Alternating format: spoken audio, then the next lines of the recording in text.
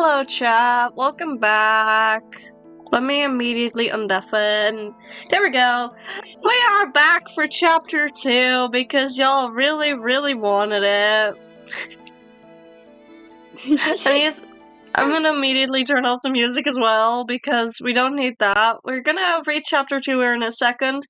For those of you that weren't there earlier for chapter 1, which is literally half an hour ago, no worries, it's already uploading on the VOD channel, and I will be tossing out a little ping when it's up, being like, hey, we are so back. Rat, was it you that voted for chapter 2? But also, did I read chat to sleep or something? Did y'all use it as a bedtime story? Because y'all fucking died. Chat, y'all died near the end. I really gave y'all predict where it goes, and y'all just went nope, and nope. Good night. What was up with that? Chat, explain yourself. Why did you die? Did I really make chat fall asleep? Is the question of the day. Chat is avoiding questions, I think. Either the mobile delay is already so bad that we're like a year behind. Oh, I wasn't there for chapter 1. I know, and I feel really bad. That's why, I also want to give a quick recap, sort of, but also not. We just left off at the end of chapter 1, obviously. With the ending of chapter 1, obviously. No, but, for realsies, what just happened at the end of chapter 1? They got to the abandoned hospital. Fuck, it's eerie. Fuck, things aren't right about it. Let's move in the morning because we don't feel safe going out at night and moving in the middle of the night. Let's sleep early so we have the strength. Oopsie fucking daisy. Kidnapping! Yay! Wait, no, that's not a yay situation, is it? Oh. No, wait. Kidnapping is indeed not a yay situation. Anyways, that happened. So yeah, that's where we left off with chapter 1 about approximately half an hour ago. Are we ready for chapter 2, chat? Are we ready? Are we? I mean, honestly, the more concerning chapters, chapter 3, and you know why. Oh my god, I have the same thing as Madoka Magica. At the number 3, it gets wild. Oh. I mean, you know, Madoka episode 3, with me it's chapter 3, technically also chapter 4 goes hard. Chapter 4? Oh, chapter 4 is gonna be a nightmare to read on stream because of how fucking long that one is. I'm not doing that one without you for fucking sure. That'd be a death sentence. Chat, if you want to know, the chapter we just got through, I'm pulling it up on the one where I have the individual chapters saved. So I can very quickly give you all the fucking word count. The chapter we just read had 6,950 words. The chapter we're about to go into has less than that, 6,286. Chapter 4, chat, is 11k. Chapter 4 is a bit over 11k words, chat. That's nearly double of what we just read. Help me. I mean, it just means that we're gonna be reading roughly the same amount today as we would on the day that we're doing chapter 4. Yeah. Yeah, that is true. Girl, you crazy? I allow the terms girl, you crazy. Anyways, we ready? I think so. Okay, I need to put it correctly. On the thing, on my second monitor, and on my second monitor. You're up! That includes reading out the chapter title. Yeah. Got something in my mouth that, Yo. You got something in your mouth, eh? Oh, my mono glitched out, Jesus Christ. I thought I thought I was gonna get just tea. That was something crusty. Yeah. Oh, I did not want my teacup with my tea, thank you very much. anyways, Alright. go on Anyway, ahead. chapter 2. Awakening. I couldn't tell how long it had been.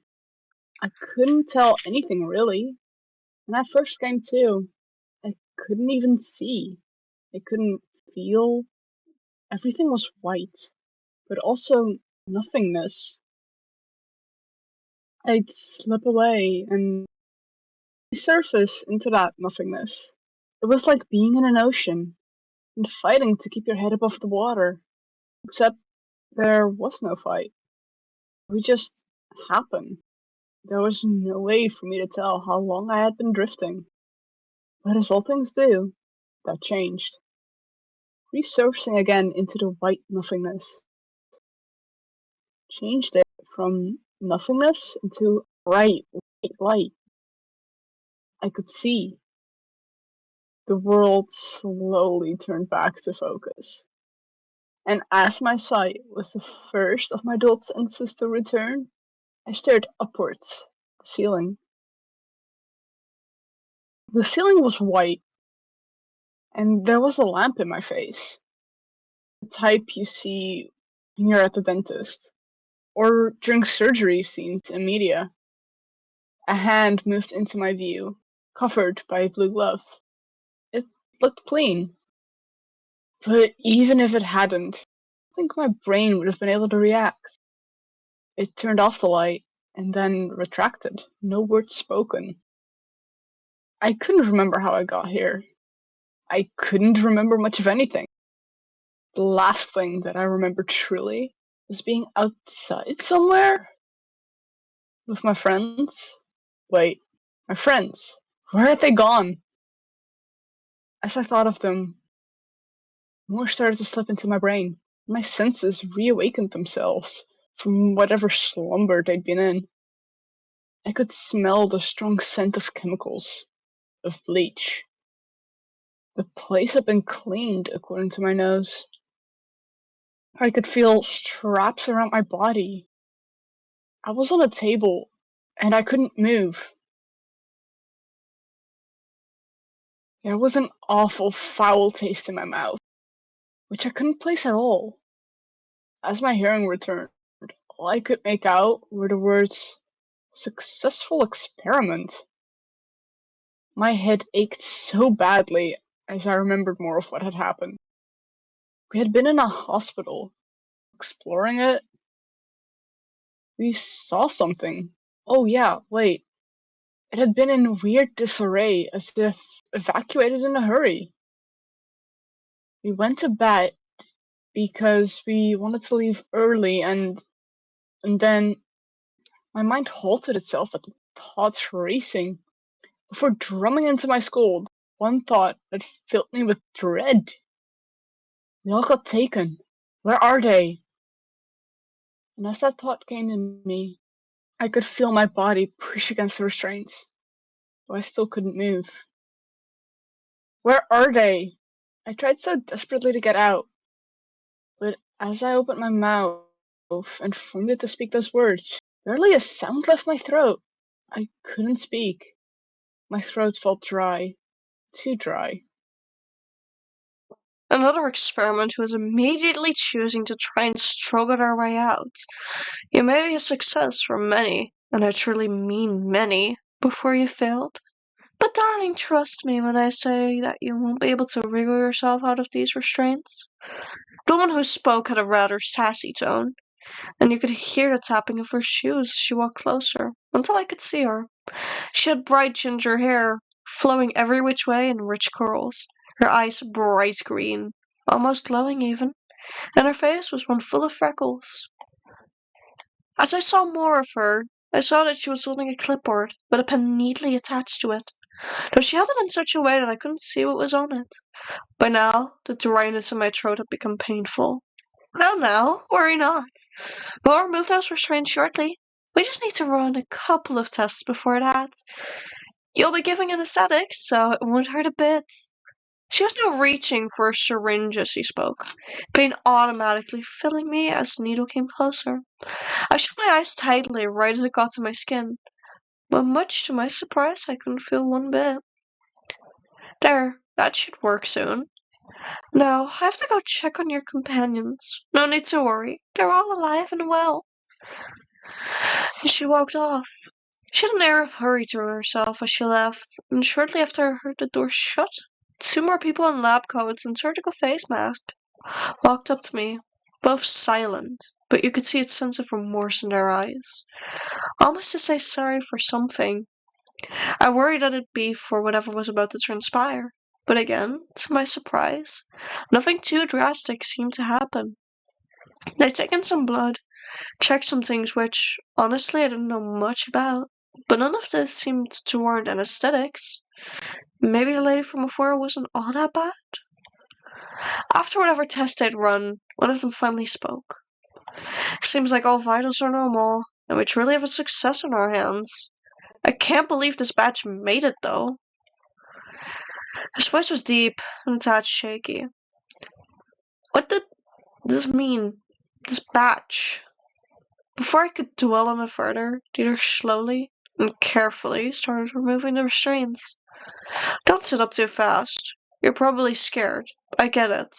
But be careful with yourself, kid. It'd been a little while since someone had referred to me as a kid. I was still one. That was just a fact. I nodded in agreement and did as he said. As I slowly and carefully began to sit up, dizziness did creep up on me, but swiftly subsided. I gestured for water, which one of them gave to me without hesitation. Even though they told me to drink slowly, I chugged a cup of water down in one go, and my throat still felt dry. But I felt like I could try to talk now. What happened? Were the only words I could get out. My voice sounded incredibly raspy and shaky, almost as if I hadn't spoken for days. We found you and your friends, I assume they're your friends, in the middle of a gas leak. It took a lot to get you back to health, but all of you seem to be fine. Though really, you shouldn't be creeping around places like that. Both of these doctors seemed so patient with me, which eased me more. I slowly started to calm down, and as I did, I realized that I didn't feel hungry. Movies and books would have you believe you'd be starving after something like this. I was still processing everything that had happened, so we weren't as much taken away as we'd been rescued. Though it was still scary when it happened. It wasn't as bad as we thought. Right as I was thinking about this, one of the doctors walked out, and the remaining one walked towards the monitor, presumably to update my medical records. At that point, I started to realize that my parents would not only learn of our illegal ghost hunting, but would also be receiving a massive medical bill, probably. Emergency or not, healthcare would still need funding, so bills like that never really disappeared. I sat there for what internally felt like ages, before the other doctor walked back in, a suitcase in hand. He put it down on the table and turned to me. So, I have something here that you won't have to wear, okay, kid? It's going to seem a little weird, but we need you to wear it to make sure your recovery is fully without issue, he said, as he slowly opened the suitcase. Surely there was no reason to make it this suspenseful. As he lifted the top of the case, inside there was a choker of sorts. It was fully metal and looked heavy, but then again, these were doctors. They knew what they were doing. As he lifted it out, it seemed weightless in his hands. Now, there's no need to be scared of it. It's like a heart monitor, but around your neck. It's going to make sure we can check a lot of things without a lot of wires on you. He walked towards me and kept explaining it in a way that I could follow. I felt a little worried as he told me to hold up my hair so it wouldn't get caught in between, but it snapped uneasily, and as he let go, it felt light.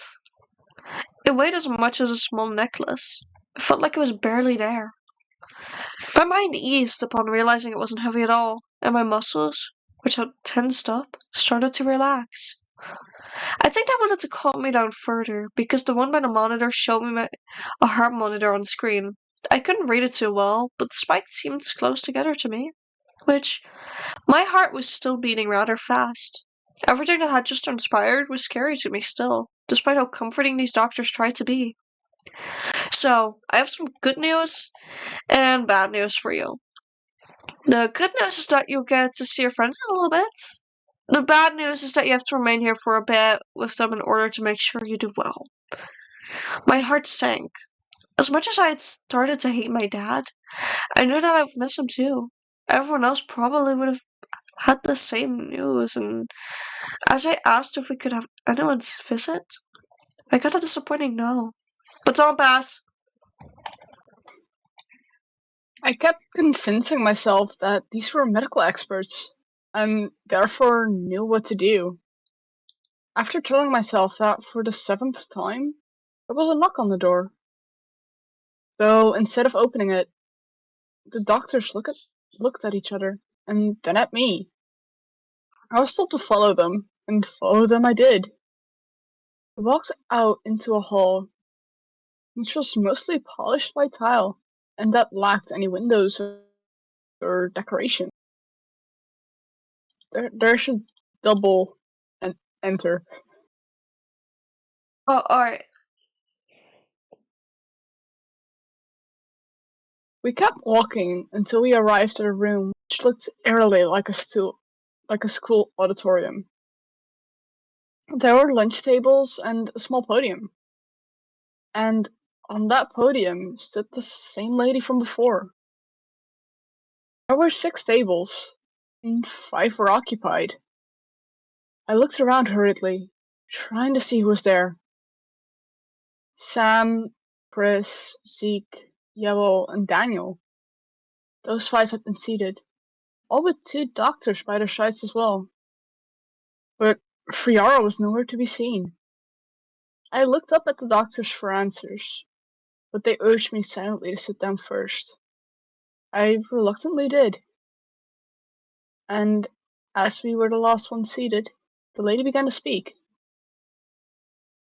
Welcome, children.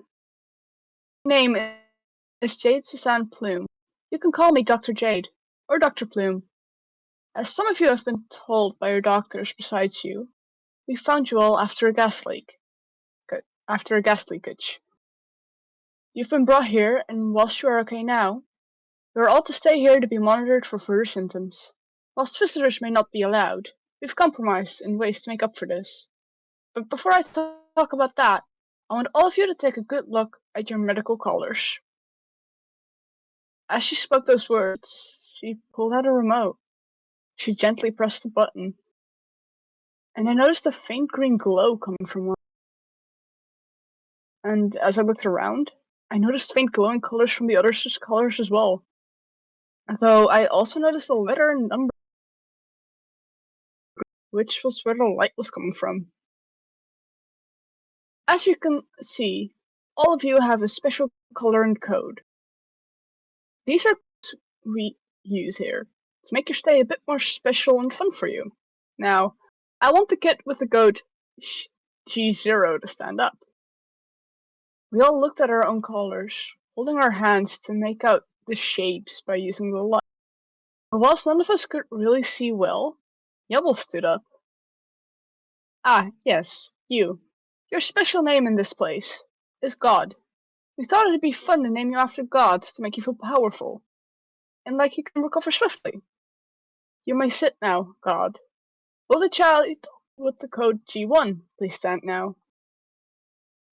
Before I could even try to look again, one of my doctors tapped on my shoulder. I only noticed now that he had taken his cap off, and had black hair. It took me a moment to realize that he was signaling that G1 belonged to me. As I stood, Jade's gaze fell onto me. You, my dear child, bleh. You, my dear, have been named Gaia. You may sit again. Will the child with the code P2, please? She continued. As I sat down swiftly, Kristan is Poseidon. Feel free to sit down again. Now may I see which lucky kid got the code C3? Chris sat, and now Ezekiel rose from his spot. Welcome, dear Zeus. That is your name now. Sit down again, and please allow the kid with the code H4 to stand. As Ezekiel sat down again, I saw Sam hesitantly stand up. He looked shaky, more so than the rest of us. From now on, your special name is Hades. Sit down, child. You need your rest still. Now the final one, S5. Being the last one, she already knew who it was, and all of us saw her gaze focus sharply on Daniel. You are now Satan. Thus concludes the learning of your new special names. Now for the compromises. You will each get your own rooms, with bathrooms included. There will be places where you can train your body. But we've also gotten a video game to try out for patients. It's apparently meant to help with your motor skills, and as overall causing less boredom amongst you all. She spoke. She tried to convey excitement, but all of us remained quiet. My best guess was that everyone else had the same question as me. Are these new names really necessary? There were more explanations. The loudness of my thoughts drowned it all out. As I stared at the table in front of me, the black-haired doctor gently placed a hand on my shoulder. It will be okay. I see you're not fully here mentally right now, but me and my colleague over there are sort of your personal doctors during your stay here. If you ever feel off, you can always come to us. It took me all of my focus to process what he was saying.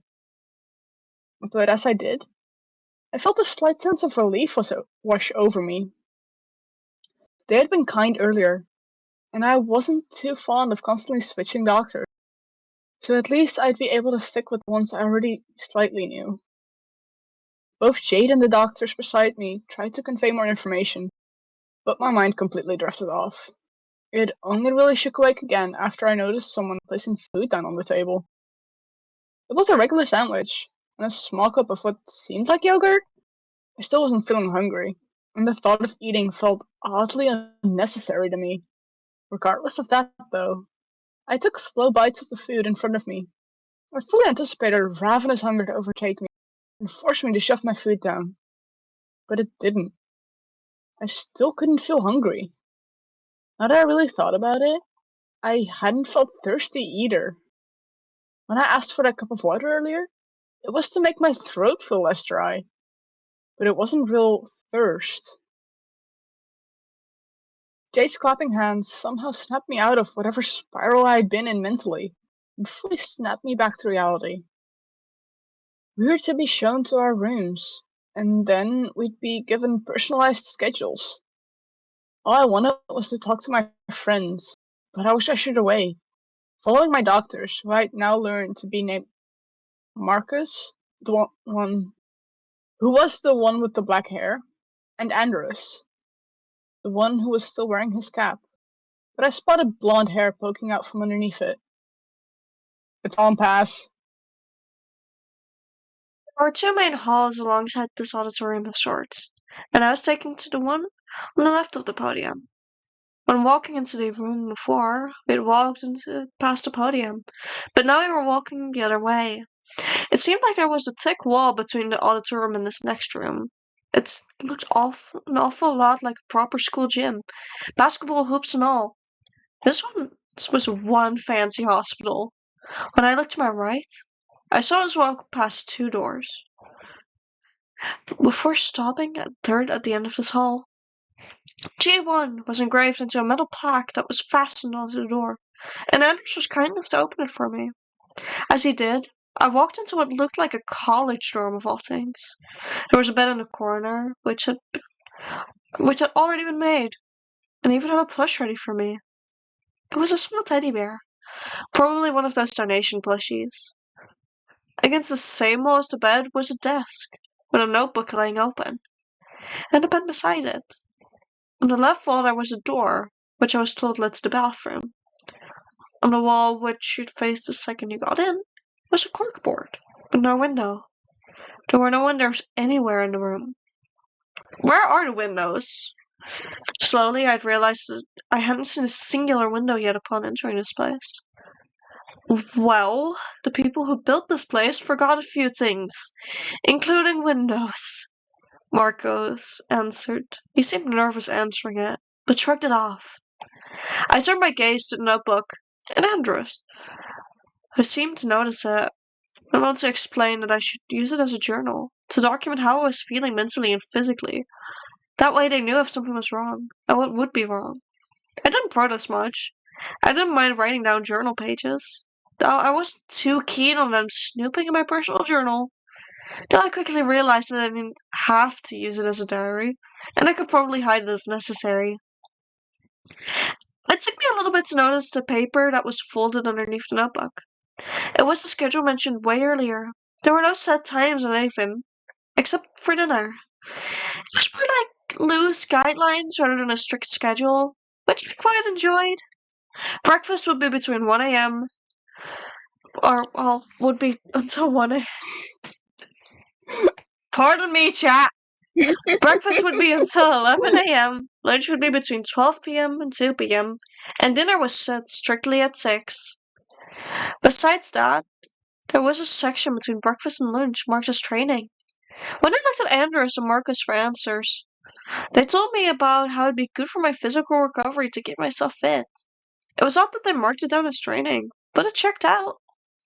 Overall, this place seemed very lenient for a hospital, even though there was a visitor's ban. Especially seeing as apparently they'd allow customizations of the rooms if you made sure to do your exercises.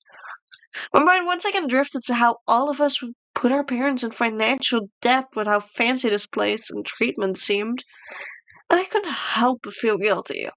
Not only had we in some way betrayed the trust our parents had in us by going to abandoned places, we'd also put ourselves in apparently lethal danger.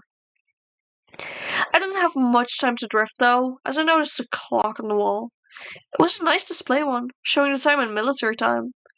Apparently it was barely past 11 a.m., something I slightly struggled to believe. But since I'd just eaten anyways, I figured I might as well put in some exercise. That game that was mentioned was still heavily on my mind. It seemed odd, but it also made me insanely curious.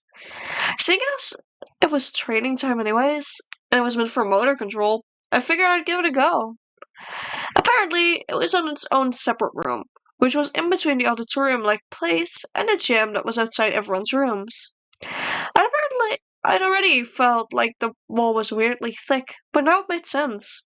If there was another room in there, then it served not only as a divider for the open spaces, but also its own little purpose. Marcus had been kind enough to guide me over there, as Andros had some more work left to do. We walked back past the doors on my side of the hall. I kept an eye out to see who would be on this side. It seemed like Z3 and S5 were on the plaques of these doors. The codes given to Ezekiel and Daniel. The codes still felt off to me. Sure, it's fun to make us seem stronger, but naming a kid Satan and replacing letters with number? It felt weird to me, but that thought soon faded. Apparently on both sides of the hall there were some sneakily hidden doors leading into the room, which made me wonder if there were more hidden rooms around here. That'd be something fun to look for later. But for now, this game was still on my mind. I had no idea what to expect of it, and that made it all the more intriguing. The room itself that it was in was softly padded, and there were VR headsets and suits. The entire motor skills part made sense to me now. All you do is put on the gear, and the game will explain itself to you. The people working on it told us it should be easy to follow. Marcus said as he urged me to try it out, which he didn't really need to. I was already plenty invested. He didn't need to help me with putting on the suit for it though. But as I put on the headset, I was greeted with a black loading screen, which luckily didn't last too long. When the screen properly turned on, my senses also changed. As I saw myself in a fenced-off forest area, the suit simulated the feeling of wind on my skin. It was impressive. Looking around, I found a small notebook on the table, neatly laid out for me to read. It was a short introduction into the game, how we were heroes meant to liberate villages and cities from evil monsters, but that we needed to train ourselves first. I turned the page, already somewhat eager to find out how. Each player is special and unique. Looking at you, yes, look at the trees in front of you. Imagine it differently. Still natural, but different. The textbook in the book suddenly being focalized startled me for a moment. But I did as it said. I looked at the tree and closed my eyes briefly, imagining it to be an evergreen tree, like the type you have in your house during Christmas, instead of being an oak tree. As I opened them again, I saw that somehow my imagination had become true. But I couldn't hold its shape for long before reverting to an oak tree. Though I felt disappointed, I heard the guide from the game again. Well done! Aptitude test successful. It seems that you are capable of manipulating the natural world. And then went on to explain that it would take some time for me to master these abilities, and that after enough time, my changes and apparently creation should stay permanent. I don't quite know how much time I spent from then, but as the guide told me to try and create small natural objects, I did. I'd create small flowers in the palm of my hand, which would blossom from a faint green light in my hand, and disappear into smoke of the same green color. Even though I couldn't keep the flowers, I thought it was pretty to see them come and go, so I continued making them. Then the voice reminded me that I had been at it for a while, and I should rest. Though I wanted to continue, I noticed I actually felt a bit tired, and I could swear that there was a vague trace of hunger. I raised my hands to take the headset off, and as I did, the screen went black again. Lifting it off was rather easy. Taking the suit off was certainly easier than putting it on, and I made sure to leave it all behind neatly. As I walked towards the exit, I noticed a small clock, again a military time, beside the door. Somehow it had been added till 5 p.m., which was the time right now. I hadn't even noticed I skipped lunch, nor had I realized I'd spent that much time playing this game. It left me an hour till dinner. Usually if I skipped lunch, I'd be ravenous right now, but I barely felt any hunger, though I already missed the lack of hunger. I decided to leave the room and see if I could find any of my friends. I think all of us had been out of it since that night, but I couldn't be sure. Surely enough, though, I saw Sam walking out of the hall on the other side. It seemed like there were even two rooms in there. As I ran up to him, I noticed a grim look on his face, which made me halt momentarily before calling out his name. Sam, did you try it too? How did it go? I tried to lighten his mood, but apparently thinking of it caused him to be even more gloomy. Or was it angry? I couldn't tell. Before I could even open up his mouth to speak, one of his doctors corrected me. You mean Hades, not Sam.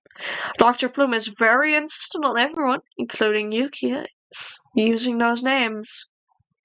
I couldn't help but be immediately bothered by this, but it was way overshadowed by seeing my friend feel so off. My session was fun, just not what I expected. His tone drifted off, but you could tell that there was a sense of confliction behind it as well. As much as I wanted to pry, it felt like it was a bad idea to do that right now. But don't pass. I just let him walk off into his room, which looked as plain as mine once I got of it. The doctor that really corrected me followed him in. I assumed that there was something either mentally or physically going on, and that she'd need some time alone with the doctor to feel better. It did upset me to see him like this, but instead of dwelling on it, I went to my own room to write about my session in the journal. Seeing as the game was meant to help us with motor skills, I thought it wouldn't only be helpful, it would probably keep me out of trouble for refusing to write in it, like I had initially planned. I sat down on my bed and began to write. I wrote down all the details of my session, and how it seemed like a fun game so far. But I also wrote down how I felt about seeing my friend Sam all knew me after she apparently got out of her session. As I wrote, I slowly went from just sitting down to laying down to eventually laying down with my legs stretched against the wall. When I finished writing, I turned my gaze to the clock. Even though I kept staring at it, I couldn't read it upside down. Sadly, I had to properly sit up again, getting rather dizzy as I moved my head, but at least I could read it now. Seems like it had taken me a total of 40 minutes to write everything out, which both seemed like a lot of time, but also too little time. Though with now a mere 20 minutes left before dinner, I thought it'd be a good idea to try and see if anyone was outside of their rooms. So far, the only person I had seen was Sam, and I prayed that the others were in better spirits. My thoughts blamed the game on ruining Sam's mood, but also questioned if that'd be the case for everyone whilst I was getting up. My hand was barely on the handle of the door as I heard a type of knock that felt awfully familiar.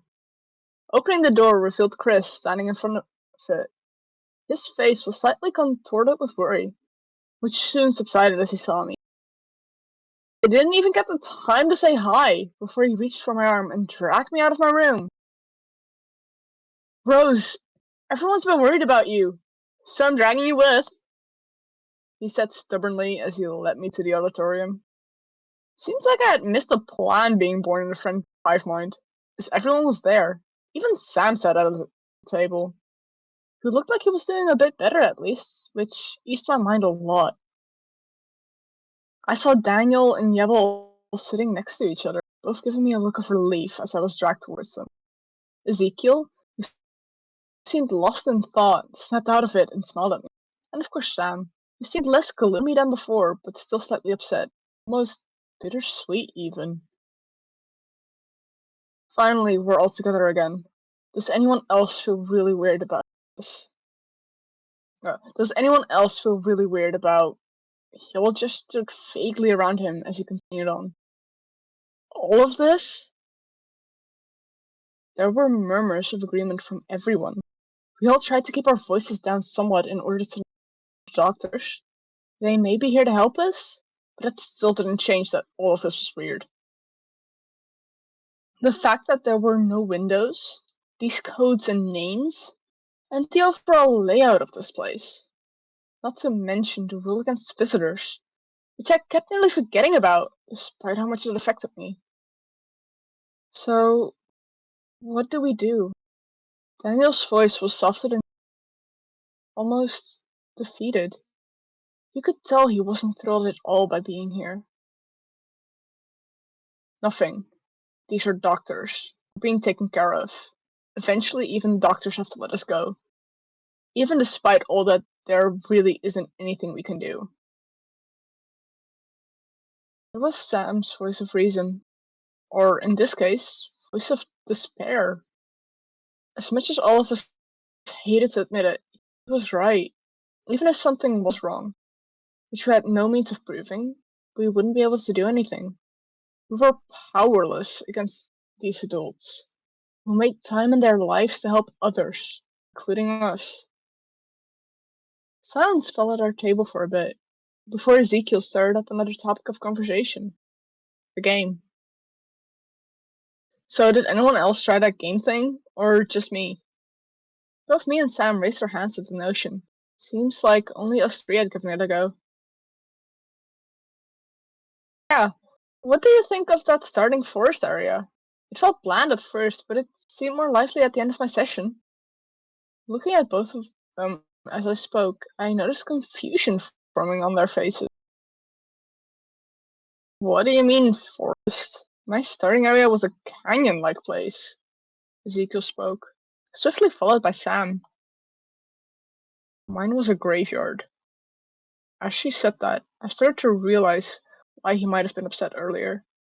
Between seeing the fresh corpses in the morgue and then the graveyard, the dead were certainly haunting him in some way. Well, since the areas were different, I assume you two got something different from lightning powers? When Ezekiel mentioned that, something clicked mentally for all of us. Yeah, I got plant control or something. Hey, isn't Gaia like this Greek goddess of earth and plants? When I said that, Sam looked right at me, ready to correct me. Technically, according to Greek mythos, she's above gods, but yes, sort of. Zeus being known mostly for his lightning makes sense with his code and name as well. Isn't it weird he got named after Zeus by that weird lady? and then get assigned lightning. Yeah, I was starting to think the same. But what does that mean for you, Sam? You got named after Hades. He's mostly known for being the god and king of the underworld, right? A concerned look started to form on Ezekiel's face as he spoke. Partially because he was hoping he was right, and partially because he was worried of what being right would mean. I got necromancy, raising the dead and stuff. Though in my short session I could barely do anything. Sam casted his gaze downwards, at his hands. None of us knew what exactly his session or powers entailed, but it seemed awfully cruel after the entire Morg thing. Would that mean I get water powers then? Chris tried to distract us all a bit from the whole dead bodies thing, which did work somewhat. I suppose so. But that leaves Yevel and Daniel. Do you two just get to be good and evil? There was Ezekiel's usual demeanor again, but he did have a slight point. Plus our codenames made our powers pretty obvious from what we could tell. God and Satan left quite a few possibilities open. I don't know, but I guess we can both try a session tomorrow and update everyone we got. Daniel said toward Yevel to see if his brother was okay with it too. It was given a nod from Yevel, who seemed rather eager to figure out his power in this game. Right as we wanted to continue our conversation, someone walked up to us, bringing silverware with them, which was placed on our table. I guess it was nearly dinner time. Throughout dinner, we stayed quiet, more so than I felt comfortable with. The group being silent like this always felt uneasy to me. As I ate, I realized that the hunger subsided abnormally fast. Am I the only one who's barely felt hungry today? My question echoed through the silence. To be honest, I haven't felt hungry at all. It was Sam who answered first, followed by some variation of me neither from everyone else. We all stared and picked at our food, somehow acknowledging that we weren't hungry made even the thought of eating difficult. But at our own pace, we all managed to eat at least a bit of it anyways. The only one who seemed to have no trouble with eating was Christopher, who seemed to more so just enjoy the taste of the food. After dinner ended, we all agreed to rest up and discuss everything from here on out. Especially during lunch the next day, after at least Daniel and Yevel had played the game for the first time. We'd see if our running theory still matched up by dinner tomorrow, after Chris also played the game, and we'd go from there. At least that was the running plan. With such a different environment, schedule, and everything all of a sudden, we all felt powerless, purposeless. So we all retreated to our rooms. I laid on my bed for quite some time that evening and night, drifting in and out of sleep. Every time I would close my eyes to sleep, I'd see that white void again, followed by flashes from that evening gas, which would make way for memories of the hospital itself, and eventually memories of my father and mother. I decided to try and grab some water, despite not needing it. It was already 11 p.m. The clock somehow felt taunting to me. Going too fast or too slow? Regardless, I got up, only now realizing that I hadn't even bothered to change.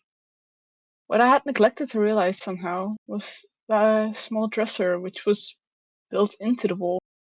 I opened its drawers to realize that my stuff from my backpack had been neatly placed into it, clothes and all. Though before I would change, I'd get myself a glass of water. When I tried to push down the handle of the door, it wouldn't push down at all. I heard no click. Open. I tried a few more times, thinking my hands were just weak for some reason, but I soon realized my door had been locked. Somehow, the panic from being locked in only lasted a moment, before I noticed fatigue wash over me. Despite drifting between waking and sleeping earlier, I was suddenly dead exhausted. With all the might that my sleepy limbs could muster, I changed into a comfortably oversized shirt as my pajamas and tucked in, this time drifting into a deeper, proper sleep. One that wasn't interrupted by flashes of memories.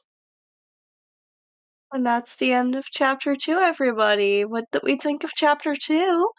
It's way shorter than before. We didn't even last a full hour this time, so we're gonna have some after chapter thoughts, and I'm definitely gonna think about how to do chapter 3 in a way that's gonna be a bit longer. But what do we all think, chat? If chat's still awake, please tell me we haven't yapped him to sleep again. Chat, you are awake, right? Chat, Corbs, guys, you guys are awake, right? Right? Please be awake. I think chat's falling asleep again. They're quiet again. Like, if you guys are asleep, you'll miss this. You miss what? This. I'm pushing them so fast it barely shows up. Yeah. I can't even see it with me blocking your ass over here. Are you like stripping over there or something? Is that what they're missing? Maybe. On my stream?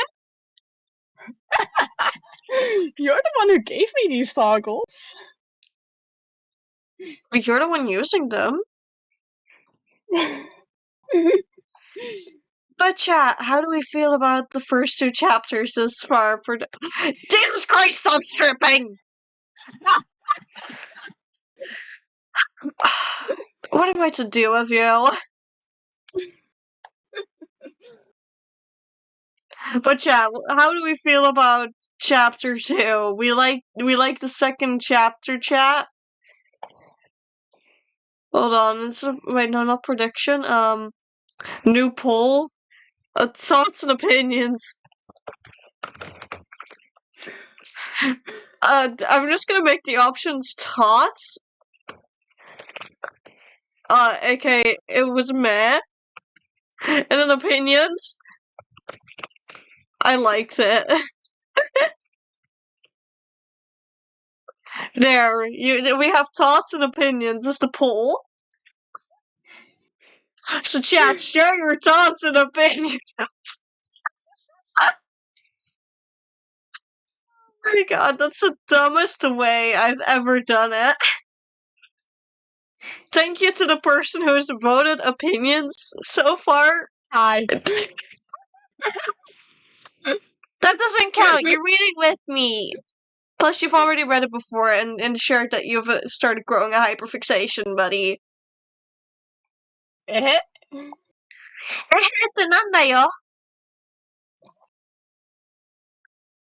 Either way, chat. Oh god, I've literally yapped him to sleep again. Like, oh god. Like, I know I can strip like this, but I can strip in more ways than that, and I already forgot which button that is. I checked them out earlier! You should make, like, a little tangible list.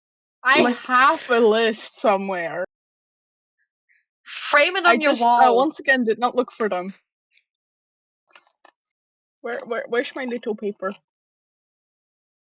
Proceeds to search. I like how I'm moving in a way that you can actively see my model just be like, where? Huh? Yeah. Not there. Oh, another person has voted opinions. Another person has voted opinions. Let's go. Oh. Found the list. Oh. Okay. That one. I can also strap in this way. Which way? Oh, the gloves off. Like, what have you? I've seen you take off your hoodie. Now I've seen you take off your gloves. Have you taken off the other thing yet? The thing that I've been doing is take both off at the same time, but do it so fast that no one can see shit. Like, immediately put it back on. Okay. Sheesh. You know, because I told you this earlier, I forget which of the two is which, so I just push them at the same time. Buddy. This is the other one. Yeah. Hold on. No, I'm covering you. There we go. No. Stand still. No, I'm covering you. Not going shirtless on my stream just yet. They have to earn it. My chat has to earn it. I can give him a shoulder. Oh my god. Don't No more give me. shoulder. Yeah.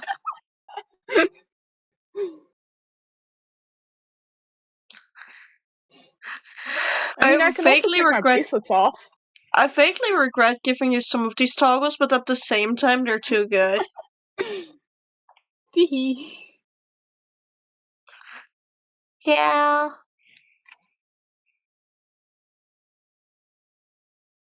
I mean, it gets even better if I start stripping without holding the plushie. Because that one was covering a lot of it. Yeah, let's hold on. I'll just quickly do this. Also, that was so smooth, me pressing them at the same time. Like, yeah, okay, but just the hoodie sleeveless without the turtle. The turtleneck just works like that on its own, you know? Yeah. So does the hoodie, kind of. Yeah. I am scared of. Yeah. Of what? Go on. This. That did not go as smoothly as I wanted. One of my fingers fell off a button. Oh my god, you dummy. But so far, there's 2 opinions and 0 thoughts. Just the way I like it. I like having opinions with, like, no thoughts to support them. Wait, I think I know why we went faster on this chapter. Because it's shorter. I had less... Not just that, I had less remarks being like, oi, another mistake. Oh yeah, right, because this one you slightly, like, proofread to me-ish. Plus I wasn't sleep deprived when I wrote it. No. This is chapter 2. Oh wait, yeah, wait, no, you weren't a proofreader back then. This is the one that was written in a single day. Oh yeah, that's what this one was. My little bout of insanity. Yeah. I love that arc. I need to go back to being insane like that and just crank out a chapter in one evening. I can get you coffee. That sounds like a marriage proposal to me, and I say I do. Mother? No. Mother?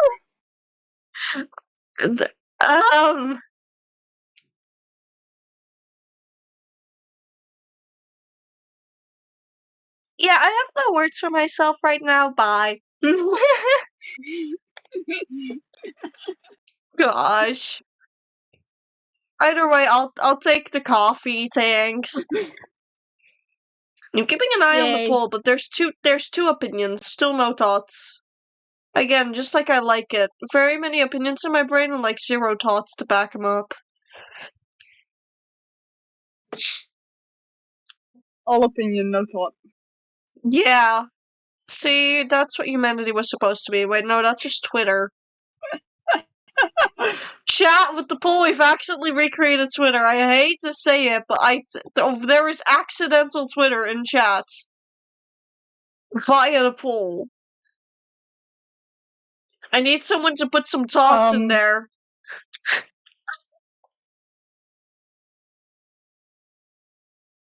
Where are our brain cells?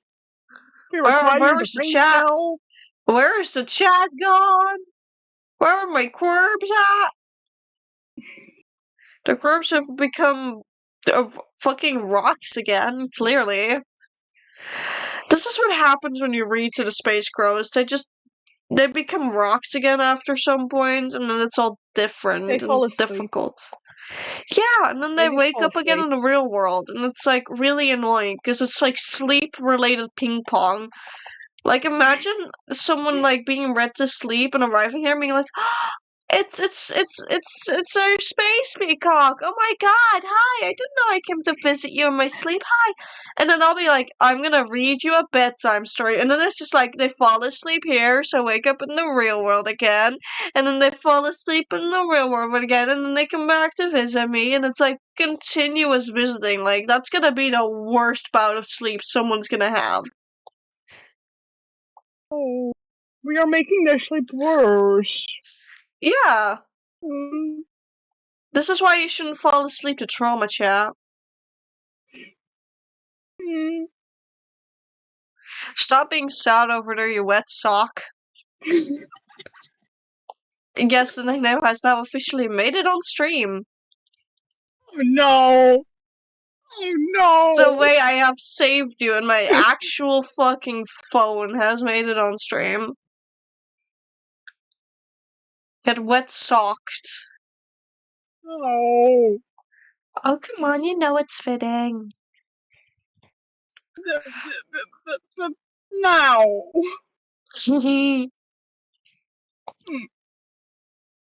Oh, you're still my best friend. Yay! You notice. Okay, chat, are we still awake? Is chat still awake? Someone please give me a sign of life. Holy fucking shit, we need a sign of life. Hold on. Rats, I summon you! Did it work? Is Rat here? Rats! Rat, I'm summoning you! Ratacus! How sacred rats! Show us signs of life!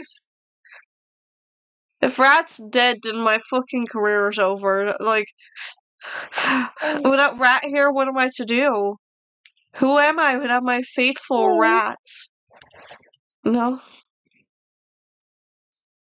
I don't have a favorite bunch of chatters, not at all. What are you talking about? Proceeds to show clear favoritism. Anyways, I feel like we should just end. Mm-hmm. A thing that just makes the sad toggle even better is the slight, like, vibration that my eyes have just constantly. So it makes it look like I'm about to cry. Yeah! Again, wet sock behavior. Anyways, I think we're just gonna end stream here, given the fact that, well, I yapped chat back to sleep. Oopsie. So I think I'm just gonna grab my half of that just now. Oh, well, I'm grabbing my ending stream music because I've yapped chat to sleep again. So we're just gonna end it. You have anything final to say before I go and tell my stream on my chat, like, hey, good night? Because we're not gonna raid anybody. Yeah, no, you're evil. You're evil. I mean, chapter 4 and like chapter 3 and 4. Hey. Honestly, I want to do them in one stream. I'll be honest. You know why. Ooh. You know how evil those two are back to back. Oh yeah, I know. And I'm. But also, I can't wait till we get to read chapter 8. Oh yeah, your favorite chapters are showing. Anyways, chat, we are now gonna mute up in the Discord. I'm sorry, Pookums. That's all you got to say to chat. Of course, the water boy is my favorite.